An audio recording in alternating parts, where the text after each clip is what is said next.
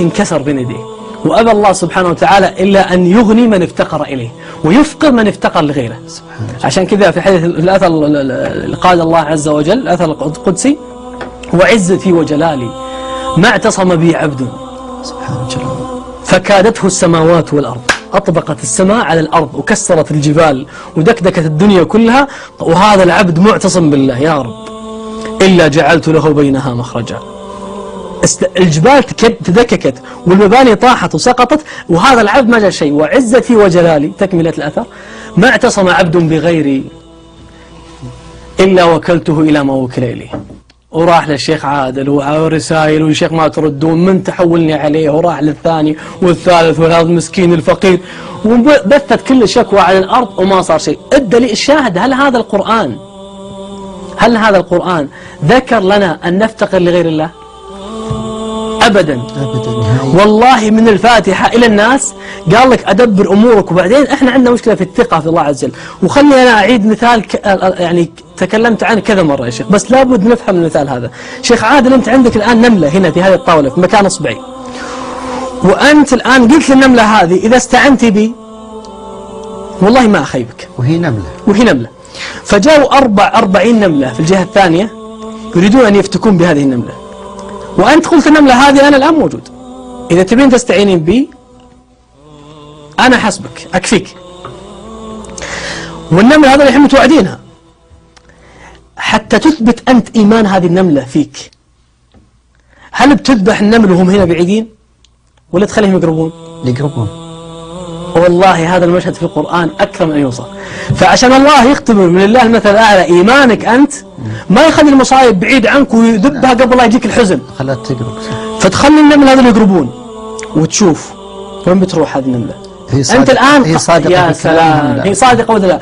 أما قضية قدرتك على هذه النمل 40 هذه أصلا ما تحتاج نقاش، لأن كم تقدر تضربهم هنا ولا هنا ولا هنا ولا هنا متى ما أردت.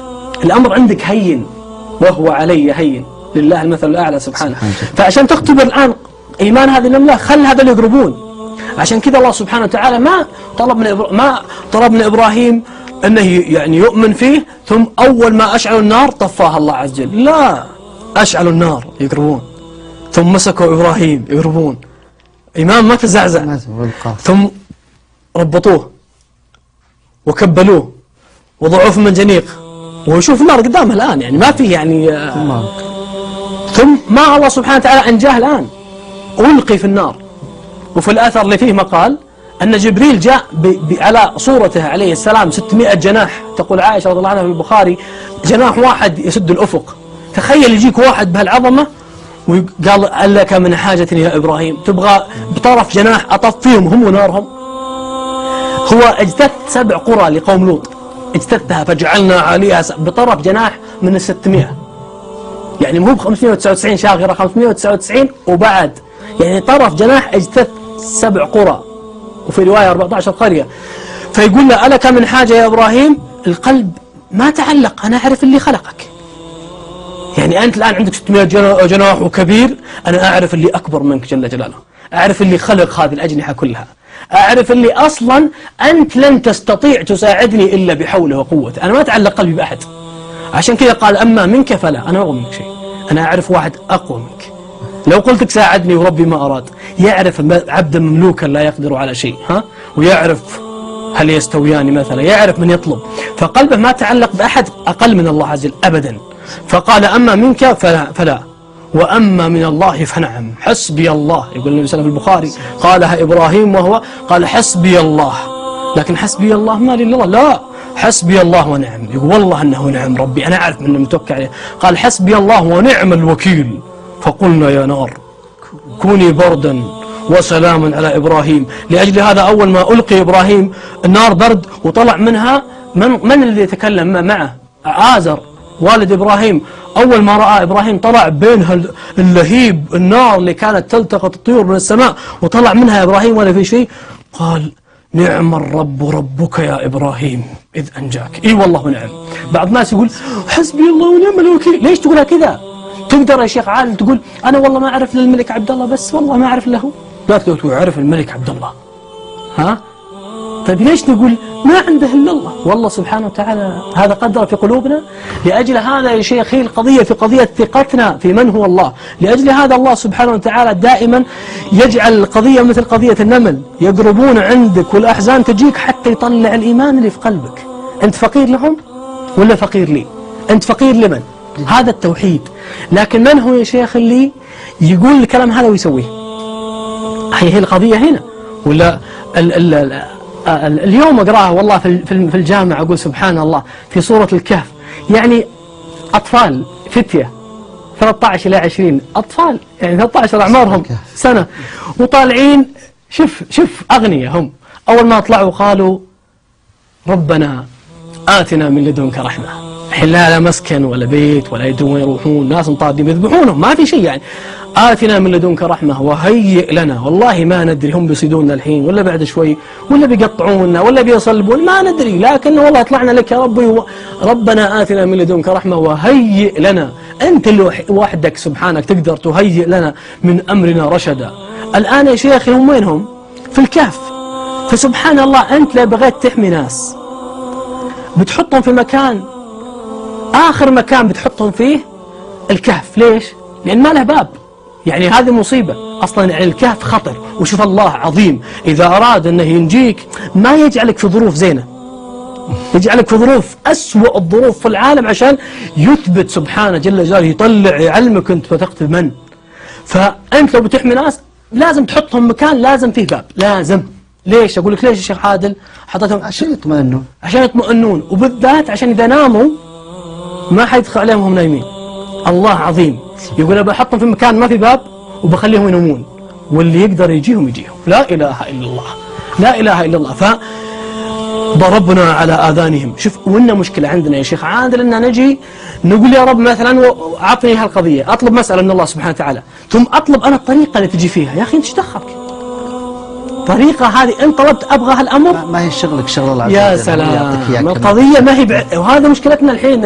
يا أما ما توكلنا على الله، ولا قلنا بنتوكل على الله بس إن ما نبغاها كذا يا رب، نبغاها تصير كذا.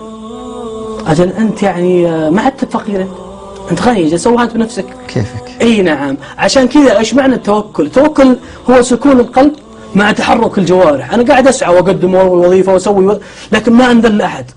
قدمت صح الوظيفة لك، قدمت معروض عندك، لكن والله ما تعلقت فيك وأدري أنك مسكين أنت. إذا ما أمرك ربي ما بتمشيها. يعني 13 معروض يقدمون يقبل منها 2، والله أن 2 ذولي والله أن يوقع لك عقد ولا ترقية في الأرض حتى يأذن فيها الملك اللي في السماء والله.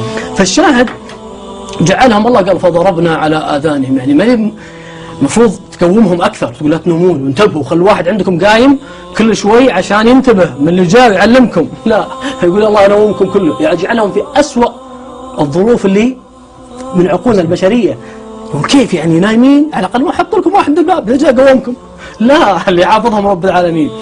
لأجل هذا قال الله عز وجل إنهم فتية آمنوا بربهم وزدناهم هدى وربطنا على قلوبهم إذ قاموا فقالوا. مو قالوا فقاموا، احنا نقول الله يهدينا بس ما نسوي شيء، لا، هو لازم أن تسوي بعدين تقوم. الآن ايش اللي صار يا شيخ عادل؟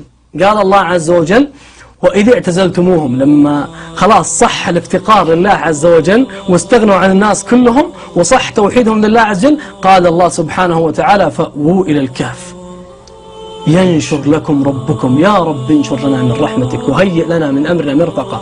ينشر لكم ربكم من رحمته ويهيئ لكم من أمركم مرفقا. وترى الشمس بدأت يوم نشرت الرحمة. وين نشرت الرحمة في بيوتنا؟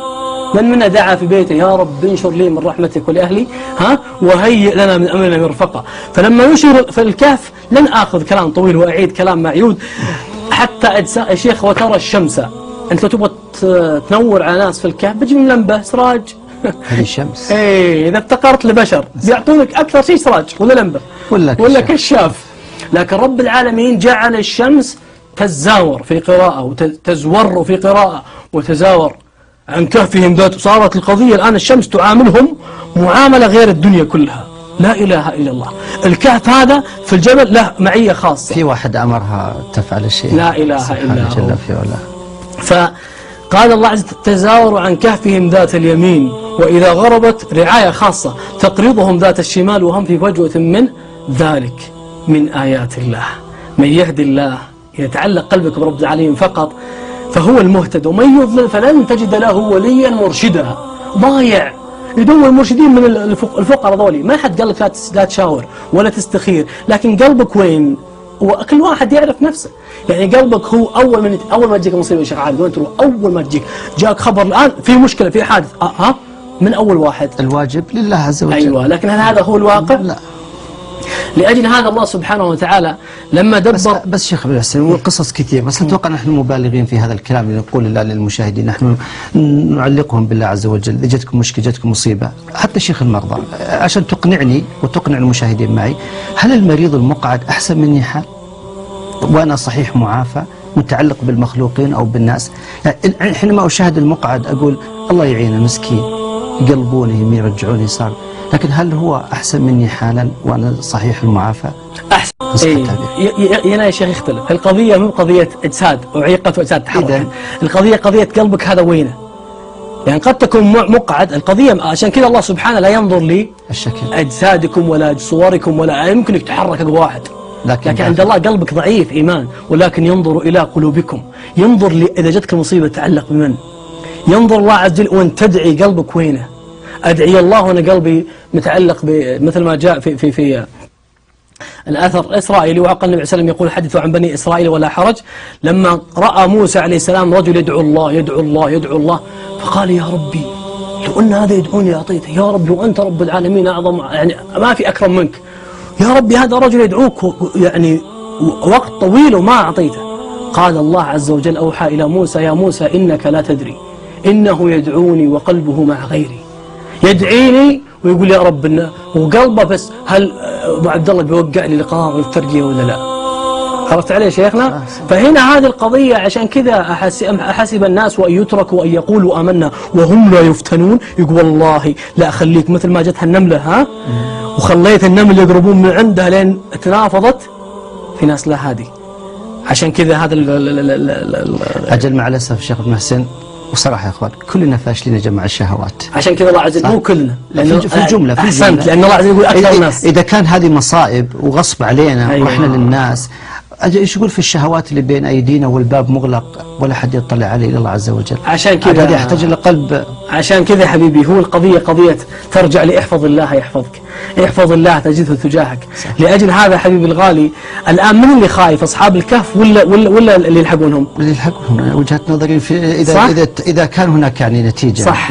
شوف الله كيف يقدر يقلب الأمور كلها. قال لو اطلعت عليهم. شفت كيف؟ من اللي خايف الحين؟ شوف يعني أنت لا تتصور بعقلك الصغير نتائج هذا عقل وقدرة الله. اي نعم هذا العقل الصغير الفقير للناس، اما الفقير لله عز وجل يعلم انك ما في يدك شيء، الامر كله لله عز وجل، ما عندك. عشان كذا الناس الان اصحاب الكهف خايفين، بس تعلقوا بمن؟